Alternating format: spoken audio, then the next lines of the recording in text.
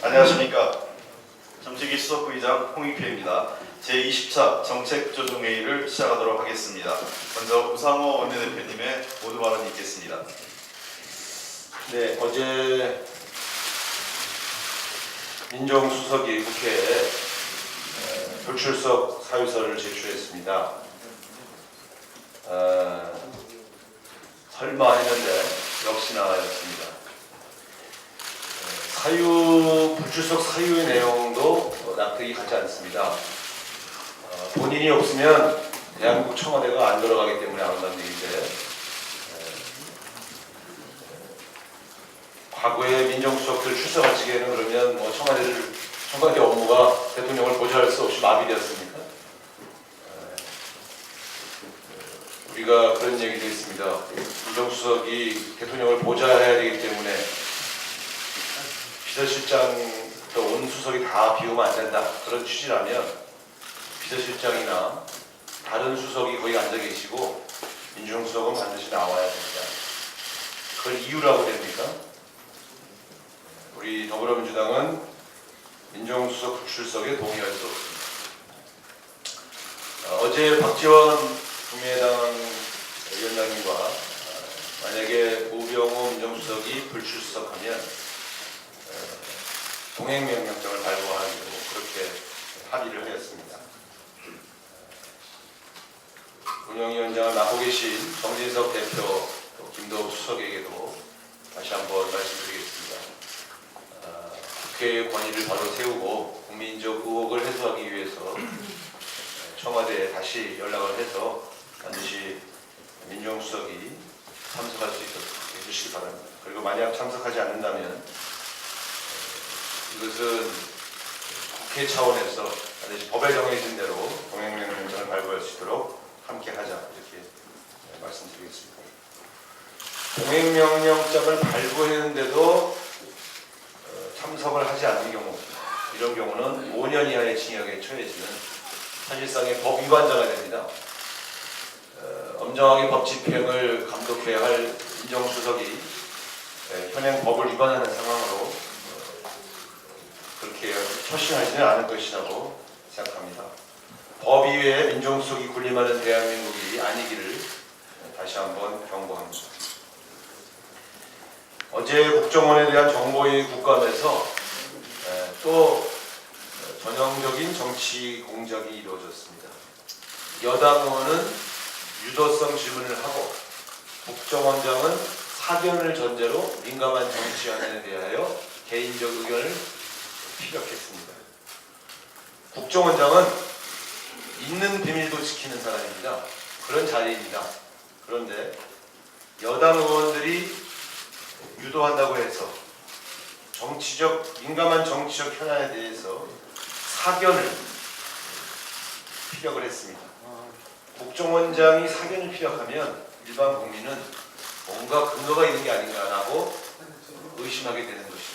그런 면에서 본다면 이 자체도 그동안 우리가 국정원이 정치적 중립을 강조해왔던 일반적인 야권의 오래된 지적을 또 한 번 무시하는 것이다. 저는 이렇게 봅니다. 더 심각한 것은 새누리당 정보위 간사인 이화영 의원의 왜곡 브리핑입니다.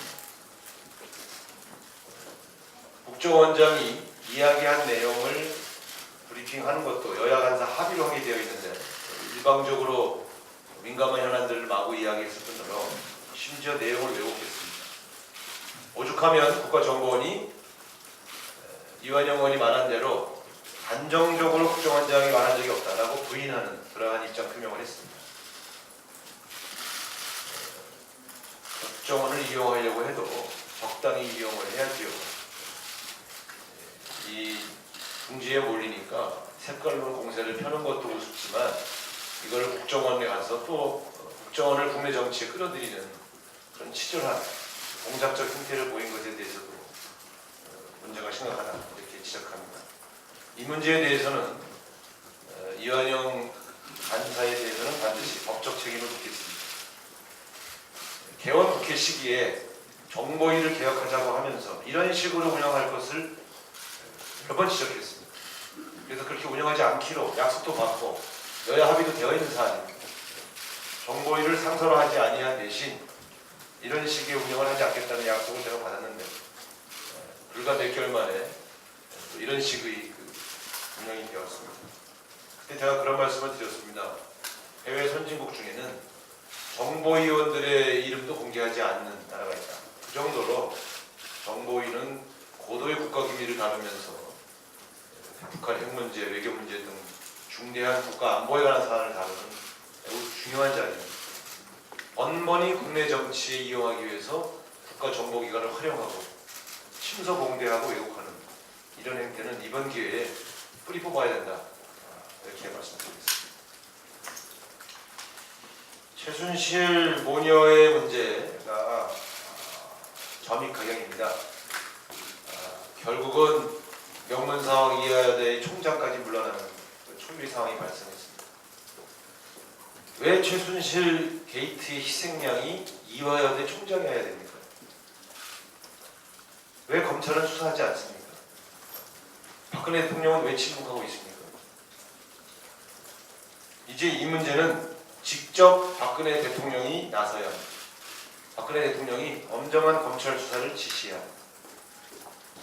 나라의 최고 통수권자는 자기의 최측근과 친인척 관리 철저해야 한다는 것이 오래된 국민들의 명령입니다. 이제 최순실 게이트는 더 이상 감출래야 감출 수 없는 엄청난 비리 의혹으로 확대되어 있습니다. 이 정도 되면 이제는 박근혜 대통령이 직접 나서서 지시해야 합니다. 많은 사람들이 최순실 씨만 나타나면 두려워 떨고 있는데 어떻게 수사를 하겠습니까? 대통령이 수사하라고 해야 수사할 수 있는 사람 아닙니까? 박근혜 대통령 답답합니다. 대통령 지지율이 역대 최악으로 떨어져 가고 있는데 구미에 가서 시장 다닌다고 올라가지 않습니다. 민정수석, 최순실 두 사람하고만 대한민국이라는 국가를 운영하겠다는 것인가? 저는 이 질문을 오늘 하게 됩니다. 그 두 사람만 의지해서 어떻게 대한민국이 돌아갑니까? 다시 소통의 대통령, 민주적인 대통령, 보다 넓은 인재들을 등용해서 국가의 시스템, 법치로 움직이는 그런 대한민국을 만들어 주십시오. 네, 다음은 윤호중 정책위원장의 모두 발언이 있겠습니다. 네, 지난 국정감사에서 유일호 경제부총리가 부가세 인상에 대해 연구할 수 있다라고 답변한 데 이어서 어제 새누리당 김광림 정책위 의장이 부가세 인상이 다른 법의 다른 세 인상보다 더 좋다라는 발언을 한 것으로 알려졌습니다. 한편에서 보면 증세 없는 복지 정책을 유지해온 이 정부 여당의 관계자들이 증세가 필요하다라고 하는 것을 스스로 인정한 격이라고 할 수 있습니다. 그러나 우리 당에서는 부가세 인상에 대해서는 대단히 신중해야 한다 이렇게 판단합니다. 조세 저항이 적고 또 세수 증대 효과가 높다라고 하는 과세 편의주의만을 가지고 부가세 인상을 논의해서는 안 됩니다. 부가세 인상은 자칫하면 부가세 인상분만큼 상품 가격에 그대로 반영이 돼서 물가가 오르게 되고 이것은 결국 가계의 구매력을 떨어뜨리고 소비를 위축시켜서 오히려 경제를 어렵게 만들 우려가 있기 때문입니다. 국제 금융위기 이후에 아이슬란드, 이스라엘은 부가세 또는 소비세를 인하했고 이탈리아는 인상 계획을 철회하기로 했습니다. 이웃나라 일본도 소비세 인상 계획을 중간에 연기하고 있습니다. 그렇기 때문에 부가세 인상보다는 저희는 법인세와 소득세의 인상을 통한 부자 증세를 주장해 온 것입니다. 부가세 인상은 간접세이기 때문에 세제의 누진도를 떨어뜨리고 세 부담의 누진도를 떨어뜨리고 결과적으로 서민의 부담을 높이는 서민 증세가 될 우려가 큽니다. 다시 한번 정부 여당에 촉구합니다. 증세의 필요성만 인정할 것이 아니라 서민 증세 우려가 있는 부가세보다 부자 증세인 법인세 정상화 그리고 소득세 인상에 동의해 주기 바랍니다. 박근혜 정부가 하는 일이 사사건건 무능 그리고 아마추어적입니다. 보금자리론 대출 심사 요건 강화 발표와 관련된 일도 그렇습니다. 지난 14일 밤 한국주택금융공사는 느닷없이 보금자리 론에 대한 심사 요건과 대출 요건을 대폭 강화한다고 공지한 바 있습니다. 사전 예고도 없이 급작스런 정책 공지로 많은 질타가 있었습니다. 그러자 어제 금융위의 금융정책국장은 부랴부랴 기자 설명회를 열어서 보완 대책이라는 것을 발표했습니다. 당초 올해 보금자리 론의 수요를 잘못 예측해서 작년 15조였던 보금자리 론 규모를 5조 적은 10조로 예측한 것 자체가 잘못이었습니다. 그런데 이제 약 4조 정도의 추가 수요가 연말까지 있을 것으로 예상되자 갑자기 대출 심사 요건을 강화한다고 했다가 또 반발이 일어나니까 이것을 뒤집고 있습니다. 가계 부채를 늘려온 것이 서민들입니까? 보금자리 론은 모기지 론으로 이야기되는 서민들의 주택 마련을 위한 금융 제도입니다. 가계 부채를 증가시켜온 사람들은 오히려 고소득층과 중산층 이상이 대부분인 것으로 그렇게 집계가 되고 있고 또 나아가서 보금자리 론의 수요를 스스로 잘못 예측했다가 그것을 그 책임을 오히려 서민들에게 전가시키는 결과가 된 것입니다. 가계부채 증가의 근본 원인인 LTV, DTI 규제를 강화하는 것을 전혀 하지 않고 이렇게 찔끔찔끔 정책 변화를 통해서 서민들만 옥죄어 온 것입니다. 이렇게 경제정책이 사사건건 오락가락하고 아마추어로 일관하고 있는 것은 바로 위기 속에서 경제팀과 대통령이 보이지 않기 때문입니다. 경제 위기를 극복하는 데 앞장서서 지휘자 역할을 해야 할 경제수장과 대통령이 구경 끝 노릇만 하고 오히려 금융당국이 앞장서 있기 때문입니다. 이렇게 국민에게만 피해를 입히는 오락가락하는 이상한 경제정책 더 이상 반복하지 말고 우리 더불어민주당이 계속 제안해 온 대로 부동산, 주거 안정, 그리고 가계 부채 대책들을 심각하게 다시 한번 검토해 주기 바랍니다. 오늘로 철도 노조 파업이 24일째입니다. 정부의 강경 일변도 행태가 이와 같은 장기 파업을 몰고 오고 있다 이렇게 생각합니다. 이번에는 이 합법적으로 진행되고 있는 파업을 불법 파업이라고 규정하면서 고소 고발과 징계 절차까지도 강행하겠다 이렇게 이야기하고 있습니다.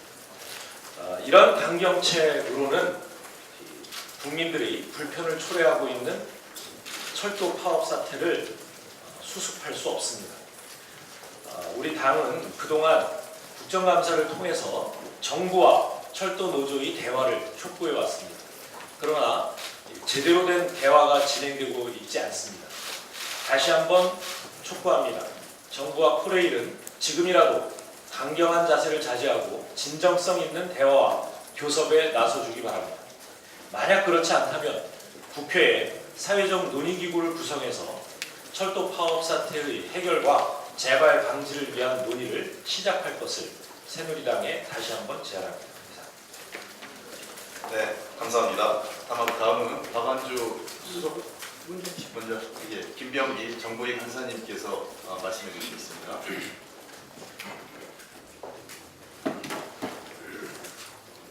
어제 국정원에 대한 국정감사가 있었습니다. 그 자리에서 도저히 국가할 수 없는 사기에 가까운 새누리당 간사의 브리핑이 있었기 때문에 우리 정보위원들은 거짓과 정보 노소를 일삼는 새누리당 이원영 의원은 정보위원회에서 스스로 물러날 것을 강력히 요구하는 바입니다. 새누리당 이완영 의원은 지난 7월 1일 20대 국회 들어 처음 열린 정보위원회에서부터 기무사령부에서 간첩 4명을 수사하고 있다고 지득한 비밀을 누설하였을 뿐만 아니라 특별히 취급해야 하는 자료를 촬영하는 등 문제를 일으킨 바 있습니다. 급기야 어제 열린 국가정보원 국정감사에서 이병호 원장이 하지도 않은 말을 교묘히 왜곡하는 등 정보위원회의 권위와 신뢰를 땅에 떨어뜨리고 있습니다. 특히 이병호 원장의 워딩은 그 워딩 하나하나가 그 국내 정치에 엄청난 파장을 일으킬 수 있는 아주 중요한 어제 상황이었습니다. 이러한 처사는 안보를 다루는 정보위원회 여당 간사로서는 도저히 격에 맞지 않는 처신이라고 생각합니다. 이완영 간사는 국정감사 브리핑에서 이병호 원장이 당시 김만복 국정원장이 제일 먼저 북한의 의견을 물어보자고 제기한 것이 맞느냐는 자신의 질문에 맞다는 답을 했다는 이러한 주장이 문제가 되자 지금도 자기 말이 맞다고 강변하고 있습니다만 이는 조금만 생각해 보아도 사실이 아님을 금방 알 수 있습니다. 김만복 원장이 참석한 회의의 상황을 이병호 원장은 도저히 알 길이 없는 상황입니다. 다른 얘기는 할 필요도 없이 무엇보다도 국정원에서 이병호 원장이 그렇게 말한 적이 없다는 단정적인 표현을 사용해서 이완영 의원의 브리핑을 부인하였습니다. 이는 이완영 의원의 주장이 거짓임을 확인해 주는 것입니다. 이완영 의원의 거짓 브리핑은 경제 위기와 인생 파탄, 그리고 최순실 국정농단의 의혹, 미르 K스포츠재단 의혹에 대한 시선을 색깔 논쟁으로 돌리려는 의도로밖에 판단할 수 없습니다. 이에 우리 민주당 정보위원들 등은 이완영 의원이 정보위원회에서 스스로 물러날 것을 강력하게 요구하며 이철호 정보위원장께서도 적절한 조치를 취해 주실 것을 요청합니다. 또한 새누리당은 정보기관을 더 이상 정쟁으로 이용하지 말 것을 강력히 촉구하는 바입니다.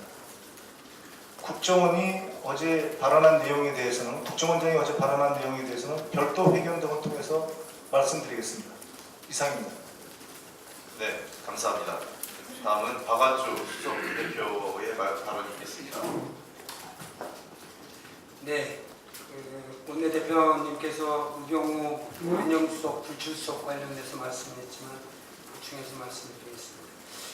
어제 내일 있을 청와대 국정감사 기관 증인 중에 4분의 불출석 명단을 운영위에 제출했습니다.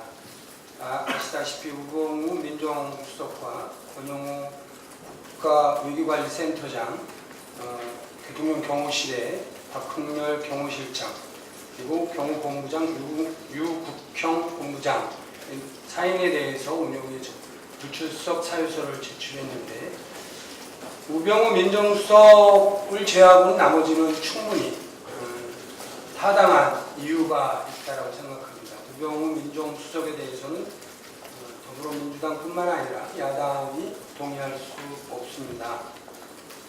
지금 보여준 불출석 사유 106글자로 사유가 있는데 예전하고 다르게 이게 정당한 사유가 되는지에 대해서 말씀드리겠습니다. 통상적으로 대통령 보좌하는 참모로서 비서실장이 당일 운영위원회에 참석함으로 부재 중인 상황에 국정 현안에 신속히 대응해야 하는 업무적 특성이 있으며 이 부분은 말씀드렸지만 오전에 비서실장님이 하시고 일정 오후까지 하시고 특정한 시기에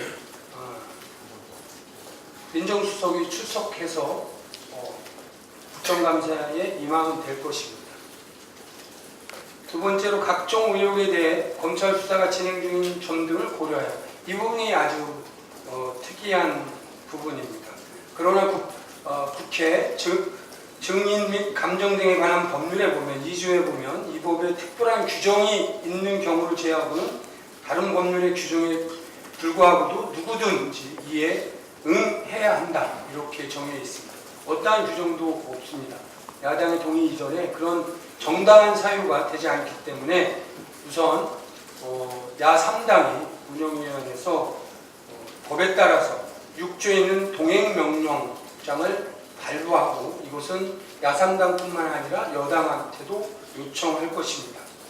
이러함에도 불구하고 출석하지 않으면 우병우 민정수석은 12조, 13조, 12조에 있는 불출석 등의 죄가 있고요.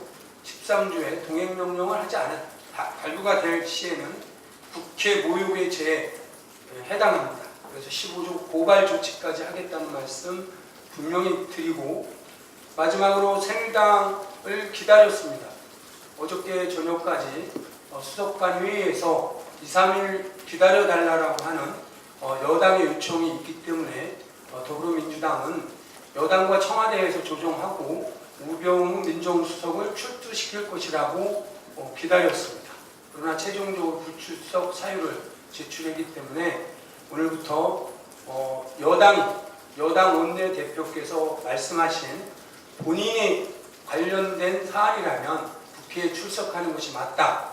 최근에는 잠실에도 민정수석이 출석하는 것이 바란다라고 하는 요지가 있기 때문에 여당 내에서도 민정수석이 출석하는 것이 바람직스럽다라고 하는 기류가 있기 때문에 충분히 여당에게도 함께 동행명령 부분에 대해서 협의를 해나가겠다는 말씀 드리겠습니다. 다시 한번 우리 민정수석은 이제 결단은 청와대 대통령이 나가라고 해야만 나가는 상황입니다. 더 이상 본인의 의혹 때문에 엄중하게 법 집행돼야 될 사법 이 부분에 대해서 민정수석이 그 많은 의혹을 갖는 것은 국민에게도 대통령에게도 결코 바람직스럽지 않다 이런 말씀 드리겠습니다. 국민들과 함께 정말로 이번에는 그 민정수석에 대한 부분이 국회에서도 예전에도 출석을 했습니다. 출석하지 않은 것이 관례가 아닙니다. 민정수석이 오늘이라도 내일 출석할 것을 다시 한번 촉구드리겠습니다. 이상입니다. 네, 감사합니다. 저도 한 가지 말씀을 좀 드리고 싶습니다. 어제 국정원 국정감사에서 있었던 일은 있을 수 없는 일이라고 생각을 합니다. 국정원장이 사견을 전제로 해서 정치적 발언을 하는 것은 대단히 부적절합니다. 사실과 정보의 바탕에서 말하는 것이 정보기관 수장으로서의 당연한 태도에도 불구하고 기본적 자질에 저는 문제가 있다고 생각합니다. 한국의 정보기관이 폭로자가 됐다. 한국의 정보기관이 정치적 선동꾼이 됐다. 이것은 제 말이 아닙니다. 2013년 5월 뉴욕타임즈에 나왔던 기사고 2013년 7월에 나왔던 워싱턴 포스트의 기사 제목입니다. 이미 2013년에 NLL 사건과 대선 개입 등이 폭로되면서 한국의 정보기관은 국제정보사회에서 국제정보기관 사이에서도 웃음거리가 된 바 있습니다. 이제 또다시 그러한 전철을 밟을 것은 아니 됩니다. 국가정보원이 정보를 통해서 정부와 정치권이 올바른 결정과 판단을 할 수 있는 자료와 정보를 제공하는 본연의 임무로 되돌아갈 것을 다시 한번 촉구드립니다. 경제 위기가 매우 심각합니다. 지금 4분기 경제가 마이너스 0% 내지는 마이너스로 할 것이라는 적신호가 켜지고 있습니다. 이미 1분기, 2분기, 3분기 계속 경제가 저성장에 빠져 있었고 4분기에도 심각한 상황으로 지적되고 있습니다. 추가 정부가 요청한 대로 추경 예산 편성했고 코리아 세일 패스타도 했음에도 불구하고 경제 위기, 저성장에서 벗어나지 못하고 있는 것은 그 근본적인 해법에 대해 문제가 있다고 생각합니다.